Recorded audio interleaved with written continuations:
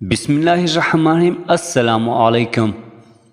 حضرت ابو موسیٰ رضی اللہ تعالی عنہ راوی ہیں کہ رسول کریم صلی اللہ علیہ وآلہ وسلم نے فرمایا، جو شخص اپنے پروردگار کو یاد کرتا ہے اور جو شخص اپنے پروردگار کو یاد نہیں کرتا، ان دونوں کی مثال زندہ شخص اور مردہ شخص کی سی ہے۔